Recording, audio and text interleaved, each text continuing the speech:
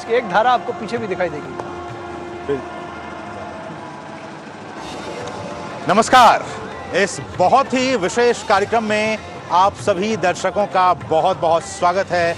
मैं हूं असीम मिश्रा और मेरी तरफ से आप सभी दर्शकों को जय श्री राम। और मेरे साथ मेरे सहयोगी निखिल से भी इस वक्त मौजूद है। निखिल, जय श्री राम। जय श्री राम दर्शकों। और अयोध्या सज तैयार हो चुकी है भगवान श्री राम की प्राण प्रतिष्ठा के लिए, और इस प्राण प्रतिष्ठा की तैयारियां जोरों पर की जा रही हैं। और इसमें जो सबसे पहली खबर है उसको असीम ने खुद कवर किया है, और उसमें 14 लाख दियों का प्रयोग किया गया है। सबसे खास बात यह है कि उस 14 लाख दियों के जरिए भगवान श्री राम की एक भव्य आकृति को बनाने की कोशिश की गई है। आइए देखते हैं।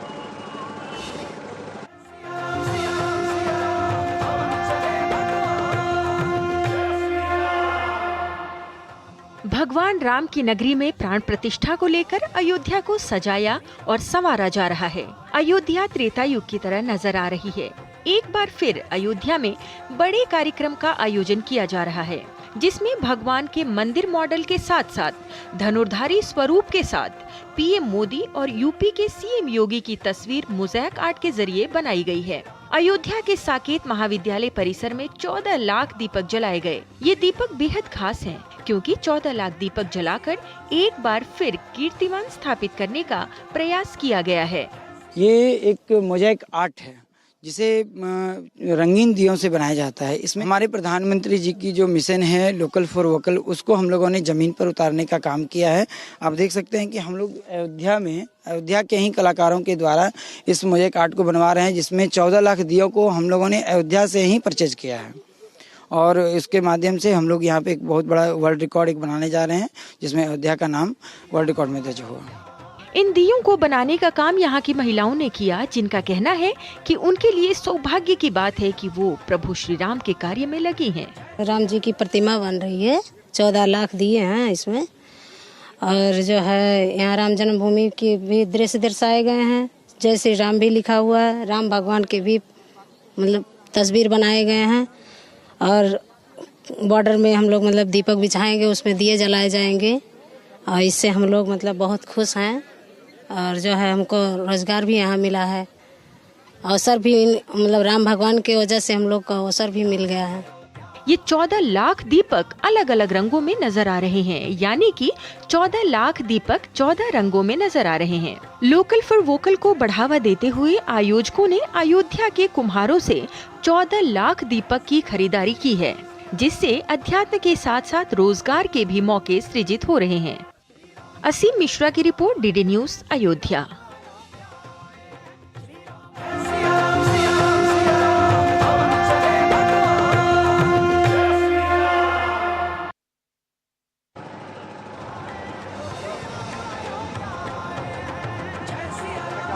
इस तरह से लाखों दियों की मदद से श्री राम की प्रतिमूर्ति आकृति बनाई गई और तमाम लोग इसके साक्षी बने। लेकिन अब जो सबसे महत्वपूर्ण बिंदु ये है कि अब जबकि कुछ ही दिनों के बाद भगवान श्री राम की प्राण प्रतिष्ठा का कार्यक्रम होने वाला है, उसके बाद से भगवान श्री राम के मंदिर में पुजारियों की नियुक्ति की जाएगी। बहुत सारे पुजारी होंगे जो कि नित्य पूजा और अर्चन का काम करेंगे।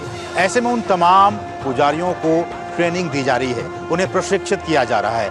कैसे उन्हें प्रशिक्षित किया जा रहा है, हमारे सहयोगी निखिल सिंह ने श्री राम मंदिर के महंत से खास बातचीत की है। आइए वो आपको हम सुनाते हैं।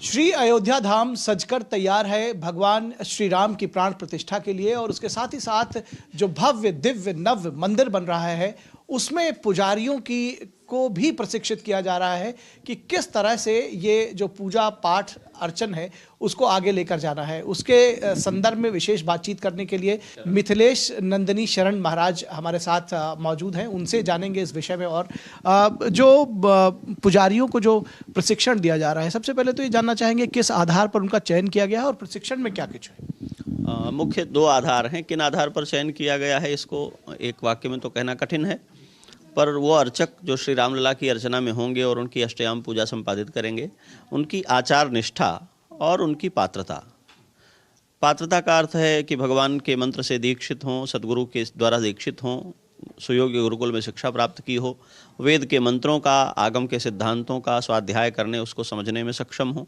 निष्ठा का अर्थ ये है कि जो कुछ आचार, जो कुछ निर्देश उनके लिए हैं, वह लोगों के सम्मुख हों, चाहे एकांत में हों, उसका यथावत पालन करने की उनके भीतर दृढ़ता हो।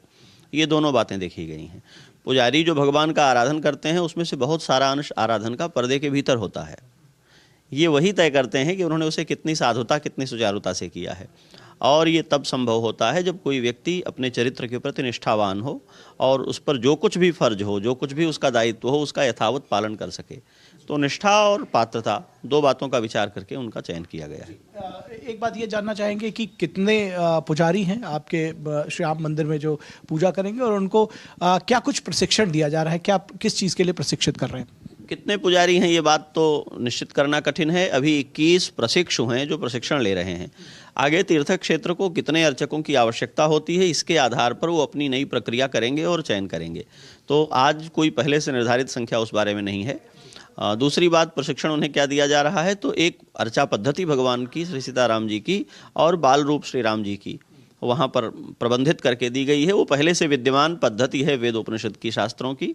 उसको श्री राम जी की दृष्टि से उनकी इस मंदिर में पूजा की, जैसे अब आप ये प्रश्न कर सकते हैं कि इसमें नई दृष्टि क्या है। नई दृष्टि ये है कि वहाँ रामलला हैं, बाल रूप राम जी विराजमान हैं।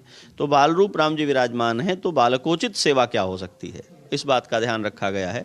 जो अयोध्या की उपासना परंपरा है, जिसमें भगवान की बाल रूप की छवि है, तो बाल रूप का भोग क्या है, उसकी आरती, उसके वस्त्र, उसकी व्यवस्था, और इसके साथ साथ उसमें जो वेद शास्त्र की परंपरा है, भगवान के जो दिव्य गुण हैं, उन दिव्य गुणों का कैसे उनकी सेवा में ध्यान रखा जाना है, इन बातों का विचार करके प्रशिक्षण दिया जा रहा है उन्हें। तो आपने सुना मिथिलेश नंदिनी शरण जी महाराज, उन्होंने बताया कि चूंकि यहाँ का जो विग्रह है वो बाल रूप में है प्रभु श्री राम का, रामलला का अर्चन पूजन किस तरह से होगा, उसके लिए जो प्रशिक्षु हैं उनको इस बात का प्रशिक्षण दिया जा रहा है कि किस तरह से उनकी सेवा होगी, किस तरह से उनकी पूजा होगी। कैमरामैन योगेश तिवारी के साथ निखिल सिंह, डीडी न्यूज़, श्री अयोध्या धाम।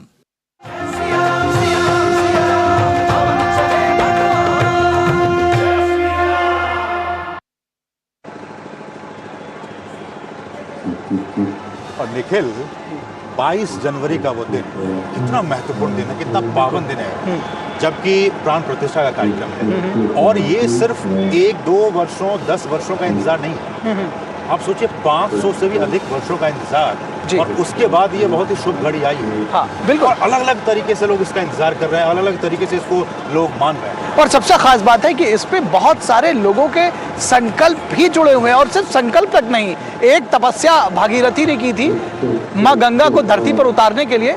इसी तरह की तपस्या की तरह जो संकल्प सामने आ रहे हैं असीम, उनको अगर तपस्या का नाम दिया जाए तो गलत नहीं होगा। एक तपस्या की स्टोरी अभी हम आपको लेकर आने जा रहे हैं। आप सोचिए कि किस तरह के लोगों ने संकल्प लिए थे। झारखंड की सावित्री देवी है, 85 वर्ष उनकी उम्र है।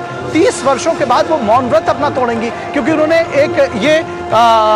यहाँ पर उन्होंने एक संकल्प लिया हुआ था कि जब राम मंदिर का निर्माण होगा तब वो बोलेंगी। तो मौन व्रत लिया हुआ था लोगों ने। कोई लेट कर आ रहा है, कोई किसी तरह की यहाँ पर जो संकल्प है वो लोगों के पूरे हो रहे हैं, और उसके बाद जो उल्लास का माहौल है वो देखने लायक है। बिल्कुल, हमने भी, लेकिन हम इस स्टोरी को दिखाएंगे, लेकिन मैं अपना एक अनुभव बता दूं कि हम जब अयोध्या में आज घूम रहे थे, हमने कई लोगों को देखा। हमने पूछा भी, भाई आप कहाँ से आए हैं? कोई कहा कि मैं दक्षिण भारत से आया हूँ। भाई आप कहाँ से आए हैं? तो मैं बिहार से आया हूँ। देश के अलग अलग राज्यों से, अलग अलग कोनों से लोग अलग अलग तरीके से जो उन्होंने संकल्प ले रखा है कि वो एक ऐसी घड़ी आएगी कि हम जाएंगे और हमारे आंखों के सामने हमारा जो सपना है श्री राम जन्म भूमि में वो भव्य मंदिर बनने का, वो पूरा होगा। हाँ, बिल्कुल। और वो अवध क्षेत्र के जो लोग हैं वो भी उसमें पीछे नहीं है। तमाम सारे लोग जो मिलते रहे हम लोगों को, उनमें उनके संकल्प जो है वो साथ दिखाई देते हैं। सबसे पहले आइए देख लेते हैं सावित्री अग्रवाल का ये संकल्प और कैसे ये पूरा हो रहा है।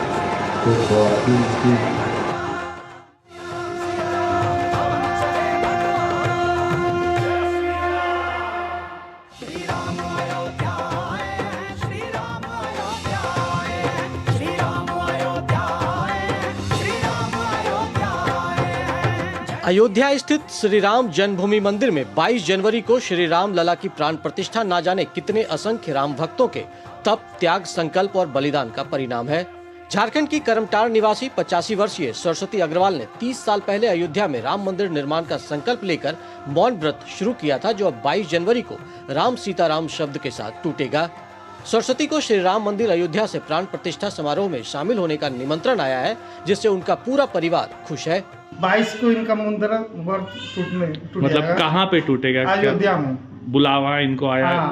नित्य गोपाल दास जी के सामने ही खुलेगा, उनके शिष्यों के सामने। दरअसल सरस्वती अग्रवाल साल 1992 में अयोध्या गई थी। वहां उन्होंने राम जन्मभूमि न्यास के प्रमुख महंत नृत्य गोपाल दास से मुलाकात की। उन्होंने सरस्वती को कामतानाथ पहाड़ की परिक्रमा करने का आदेश दिया। आदेश मिलने के बाद ये चित्रकूट चली गई।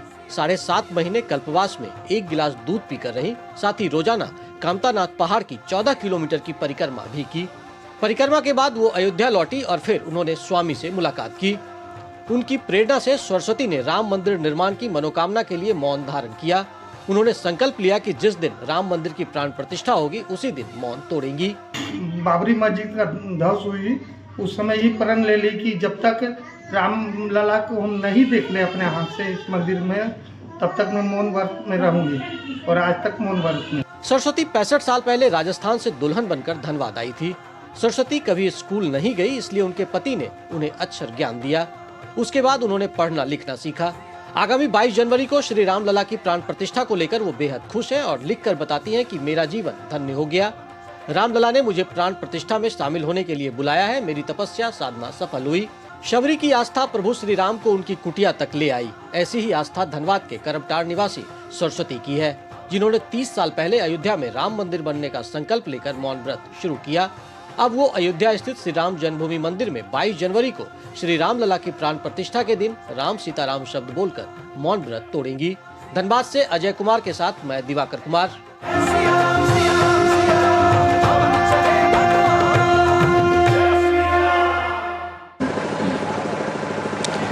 तो ये तो बात रही जो आपने देखा कि लोगों के संकल्प की, और इसके साथ ही साथ आज अब बात करेंगे स्वच्छता की, क्योंकि प्रधानमंत्री नरेंद्र मोदी के आह्वान के बाद से आज 14 जनवरी से लेकर के 22 जनवरी यानी कि भगवान श्री राम के रामलला विग्रह के प्राण प्रतिष्ठा तक एक विशेष स्वच्छता अभियान और तीर्थों पर स्वच्छता, मंदिरों में स्वच्छता, उसके लिए एक अगुवाई की गई है। सबसे खास बात आज अयोध्या के संदर्भ में, क्योंकि अयोध्या में योगी आदित्यनाथ उत्तर प्रदेश के मुख्यमंत्री वो स्वयं थे।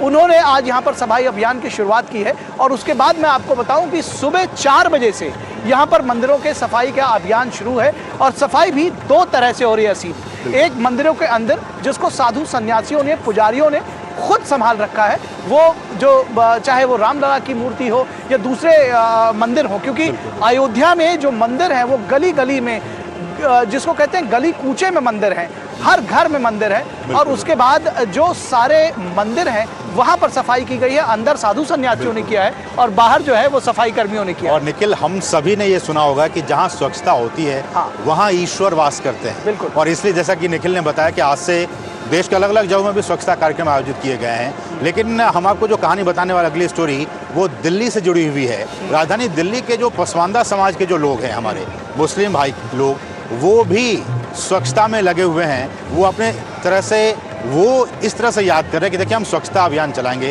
अपने आसपास स्वच्छता रखेंगे, और 22 जनवरी को जो प्राण प्रतिष्ठा का समारोह है उसमें अपने तरीके से वो एक अपनी समझिए कि एक पुष्प उन्हें दे रहा है, श्रद्धा स्वरूप ये स्वच्छता का पुष्प अर्पित कर रहा है। स्वच्छता के पुष्प की जब बात करते हैं तो आपको याद होगा गांधी जी ने कहा था कि cleanliness is next to godliness. लेकिन अब जो हमारे प्रधानमंत्री हैं और जो समझ में आता है कि लगता है कि क्लीनलीनेस इज गॉडलीनेस, उसकी वजह यह है क्योंकि आप अगर अयोध्या आएंगे और उसका स्वरूप देखेंगे तो आपको समझ में आएगा कि जब यहाँ साफ सफाई, सड़कों के चौड़ीकरण के बाद में जब भव्य मंदिर का निर्माण हो रहा है तो क्या अलौकिक रूप उसका निखर कर सामने आ रहा है। और सबसे खास बात है कि स्वच्छता के अभियान में आम लोग भी बढ़ चढ़ कर हिस्सा ले रहे हैं। मैं निखिल आपको रोकना चाहूंगा, आज सुबह जब मैं गलियों में घूम रहा था, अयोध्या की गलियों में, जो कि काफी, जैसे आपने कहा हर गली में आप चलिए आपको एक मंदिर मिलेगा, मैं देखा कि आम लोग, ये नहीं कि सरकार की तरफ से उनको वहां भेजा गया कि आप जाके साफ कीजिए,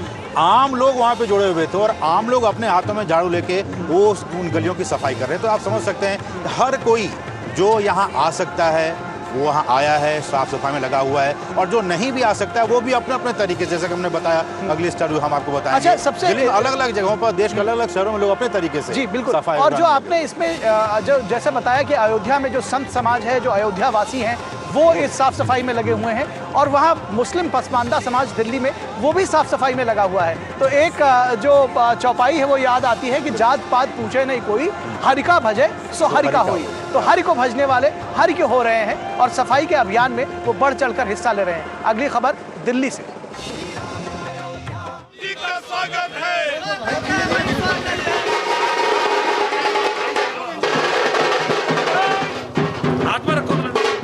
22 जनवरी को अयोध्या में प्राण प्रतिष्ठा का कार्यक्रम होना है, उसके लिए देश भर में तैयारियां चल रही हैं। सबसे बड़ी बात है कि हर धर्म के लोग इसकी तैयारी कर रहे हैं। इस समय हम दरगाह के बाहर खड़े हैं और मुस्लिम समाज, आप देख सकते हैं कि जिस तरीके से प्रधानमंत्री नरेंद्र मोदी ने सफाई के साथ साथ दिए बांटने का आह्वान किया था, हर घर दिए जलाने का आह्वान किया था, कहीं ना कहीं वो नज़र आ रहा है। हमारे साथ आतिफ रशीद जी हैं। आतिफ जी, आप क्या तैयारियां कर रहे हैं और किस तरीके से? देखिए, माननीय प्रधानमंत्री नरेंद्र मोदी जी ने ये दो आह्वान करे थे श्री राम जी के प्राण प्रतिष्ठान अभियान से पहले, कि 14 तारीख से हर तीर्थ स्थान पर, मंदिर, मस्जिद, गुरुद्वारा, दरगाह, यहाँ पर स्वच्छता अभियान चले, ताकि स्वच्छ भारत और स्वस्थ भारत का संकल्प साकार हो सके। और एक दूसरा ये निवेदन करा था कि 22 तारीख को हर व्यक्ति अपने घर पे कम से कम 5 दिए ज़रूर जलाए। आज उसी संकल्प को साकार करते हुए हम सब लोग राष्ट्रवादी मुस्लिम पसमानदा महाज के बैनर तले इस देश के असल में भारतीय मूल के वास्तविक पसमानदा मुसलमान आज हम लोग यहाँ मैदान में हैं। आज हम दरगाह ख्वाजा बाकी बिल्ला से यहाँ से सफाई अभियान शुरू करेंगे, और उसके बाद ये घर घर जाकर इस प्रकार के दिए हम पूरे घर घर में बांटेंगे जाकर। पूरे विश्व में उनके अंदर आस्था है, उनकी एकता में, उनमें अटूट श्रद्धा रखते हैं लोग। उस श्रद्धा के सम्मान में इस देश का पसमानदा मुसलमान आज मैदान में है। तैयारियां कर रहे हैं आप लोग? हम सब लोग, देखिए ये कितने खूबसूरत से दिए हमने तैयार करे हैं। ये देखिए, ये दिए हमने मंगवाए हैं, तैयार करवाए हैं, ये घर घर पहुंचाएंगे। और अभी यहाँ से ख्वाजा बाकी बिल्ला दरगाह से हम सफाई अभियान शुरू करेंगे। सफाई अभियान शुरू करने के बाद हम ये घर घर दिए बांटेंगे। उसके बाद दिवाली का माहौल इस देश में आज से ही शुरू हो जाए। कि हाथों में दिए हैं, तैयारियां हैं, और जो पोस्टर आप पढ़ रहे हैं तो यहाँ पर साफ तौर पर लगा है, लिखा है कि मर्यादा पुरुषोत्तम श्री राम के सम्मान में ये तमाम लोग यहाँ पर इकट्ठा हुए हैं। कुल मिलाकर कहा जा सकता है कि भारत के कण कण में राम हैं, और जब राम 22 तारीख को आ रहे हैं तो उसकी तैयारियाँ भी भारत के हर जगह, हर धर्म, हर संप्रदाय में बहुत जोर शोर से हो रही है। वीडियो जर्नलिस्ट अनिल के साथ निशांत राय, डीडी न्यूज़, दिल्ली।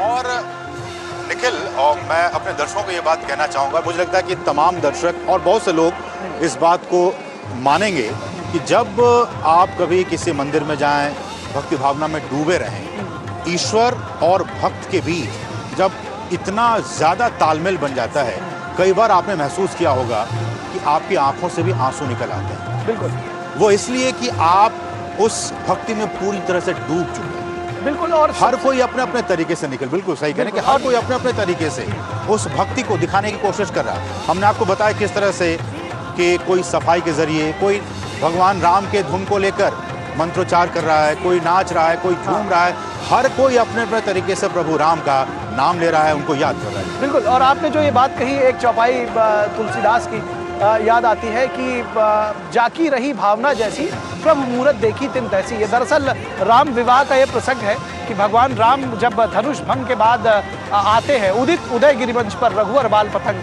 हर से संत सरोज सब विकसे लोचन भंग। तो ऐसे समय में सब लोग भगवान राम की जो मूरत है, कोई उनको अपने पुत्र की तरह देखता है, कोई उनको एक अपने सहयोगी की तरह देखता है, कोई उनको अपने एक अभिभावक के तौर पर देखता है। तो जिसकी जो भावना रही है वो उस आधार पर प्रभु को देखता है। और सबसे खास बात है कि इस श्री अयोध्या धाम में भी काफ़ी कुछ यही देखने को मिल रहा है, क्योंकि जो अपने भक्ति का, अपनी आस्था का प्रकटीकरण का तरीका है असीम, वो भी बहुत शानदार है और अद्भुत है, क्योंकि अलग अलग लोग उसको अलग अलग तरीके से प्रकट कर रहे हैं। आपने जैसा कहा कि जब भक्त जब रोने लगता है तो आप समझिए कि उसका कनेक्शन सीधे भगवान से हो जाता है। और इसलिए ये ज़्यादा इन बातों को कह रहे हैं क्योंकि निखिल नहीं, आज सुबह वो जब अयोध्या में टहल रहे थे, जायजा ले रहे थे, उन्होंने ऐसा ही एक माहौल देखा।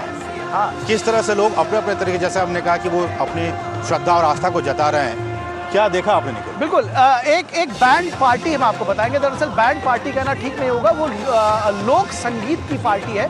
और वो सबसे खास बात है कि इतने मधुर धुन के साथ में वो भूरा ढोलक, जो व्यक्ति ढोलक पर थे उनका नाम भूरा ढोलक है, और उनके साथ में सानिया मलिक, ये मेरठ से गाते बजाते श्री अयोध्या धाम आए हैं भगवान श्री राम की प्राण प्रतिष्ठा का स्वागत करने के लिए। तो आप समझ सकते हैं कि इनकी क्या भावना होगी, और इनकी जो भावना है वो इतनी संगीतमय है कि जो उनके आसपास के लोग हैं वो उनकी स्वर लहरियों में खो जाते हैं। तो आइए आप भी इस स्वर लहरी का आनंद लीजिए।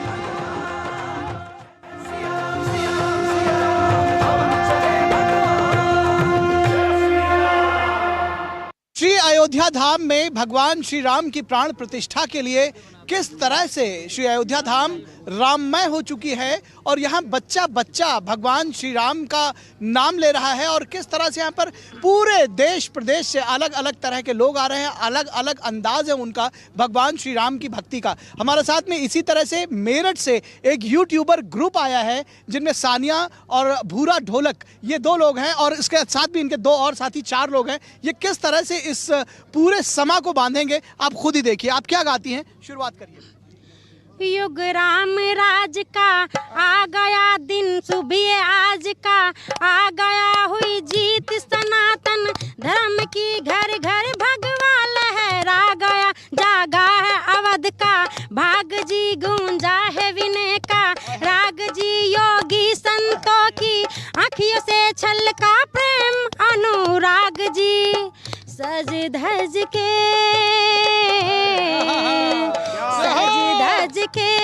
आए प्रभु राम, बोलो जय सिया राम। जी योगी जी नमस्ते, जय श्री राम। पूरी तरह से माननीय नरेंद्र मोदी जी के मार्गदर्शन में शिक्षा सुरक्षा को लेकर भारतीय जनता पार्टी ने एक अद्भुत कार्य किया है। देखिए, मुझे ऐसा लग रहा है कि आपके गले में माता सरस्वती जी का वास है, इसलिए एक और हो जाए। जी बिल्कुल, एक और हो जाए। और आप देख रहे हैं इनके साथ में जो जबरदस्त भीड़ है वो भी इनके साथ में संगीतमय हो चुकी है। जी, नगरी हो अयोध्यासी, नगरी हो अयोध्यासी, रघुकुल सघराना हो, और चरण हो राघव के जहाँ मेरा ठिकाना हो, और चरण हो राघव के जहाँ मेरा ठिकाना हो त्याग भरत जैसा, सीता सी माई हो, और लव कुश के जैसी संतान हमारी हो, और लव कुश के जैसी संतान हमारी हो। जय श्री राम, जय श्री राम। मैं नेपाल बटा आएको छु, म यहाँबाट यहाँ यति राम्रो म मानिरहेको छु। जय नेपाल। राम जी की सेना चली, देखो राम जी की सेना चली, हर हर महादेव, हर हर महादेव, बोलो सियापति रामचंद्र की जय। तो आपने देखा कि किस तरह से यहाँ पर भक्ति के अलग अलग रंग दिखाई दे रहे हैं, और इस भक्ति के रंग में एक रंग था भूरा ढोलक और सानिया का भी। कैमरामैन योगेश तिवारी के साथ मैं निखिल सिंह, श्री अयोध्या धाम से डीडी न्यूज के लिए।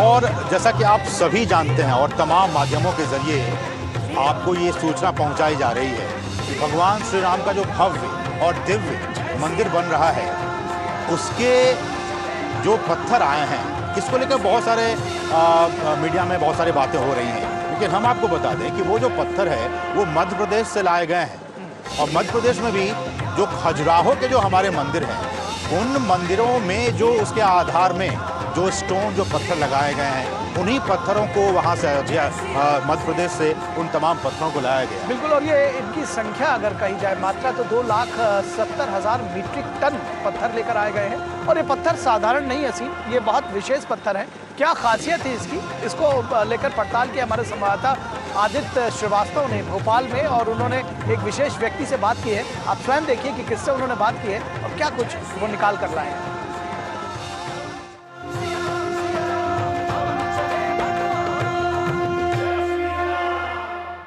अयोध्या के भव्य मंदिर में होने जा रही है और लंबे समय से उस मंदिर का निर्माण चल रहा था और वो मंदिर की आधारशिला, जिसे कहें कि बेस जो है, वो बेस में जो पत्थर है वो मध्य प्रदेश से गया हुआ है। जी हाँ, मध्य प्रदेश का एक ज़िला है छतरपुर, जहाँ विश्व प्रसिद्ध पर्यटन स्थल खजुराहो मौजूद है।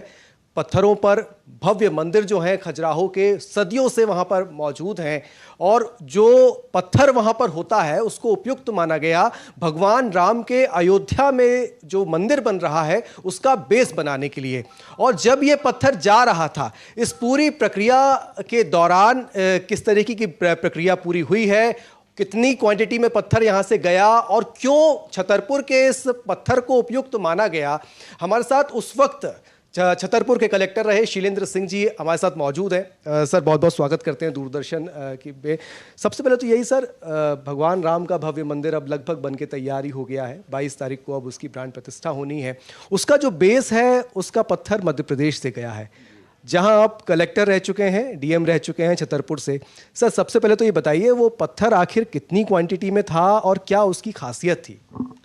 पहले तो मैं आपको ये धन्यवाद देना चाहूँगा कि आप सब इस चीज़ को मध्य प्रदेश से जोड़ करके देख रहे हैं। जब राम मंदिर निर्माण का प्रक्रिया प्रारंभ हुई तो जो बेस बनना था तो उसमें एक क्वालिटी रखने के लिए जो राम मंदिर ट्रस्ट है उन्होंने सुनिश्चित किया कि भूकंप और उस सब चीज़ों से बचा रहे ये मंदिर और सदियों तक बचा रहे, जन्म जन्म तक बचा रहे।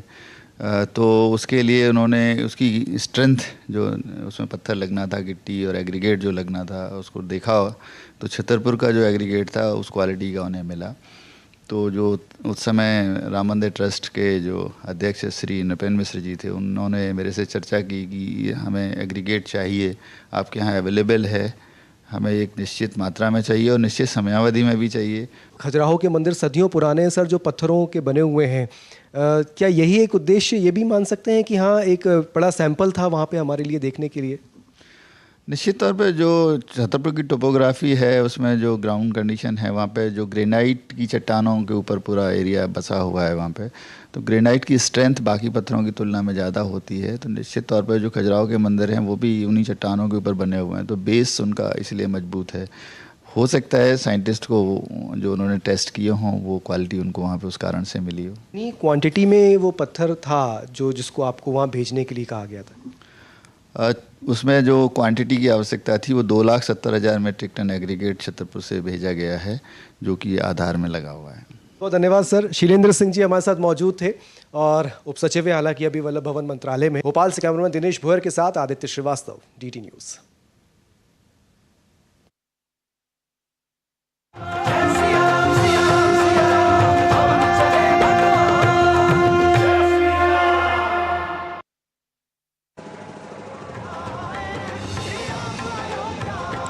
तो पतित पावन अयोध्या धाम के इस धरती से, इस पावन भूमि से आज के इस कार्यक्रम में बस इतना ही। वक्त हो चला है आपसे विदा लेने का। बिल्कुल, तो जिसको कहते हैं कि जा पर कृपा राम की होई, ता पर कृपा करे सब कोई। हम सब पर भगवान श्री राम की कृपा बनी रहे और आपको छोड़े जाते हैं मंदिर की कुछ विशेषताओं के साथ। आप इन्हें देखिए और हमें दीजिए इजाजत। नमस्कार, जय श्री राम। जय श्री राम।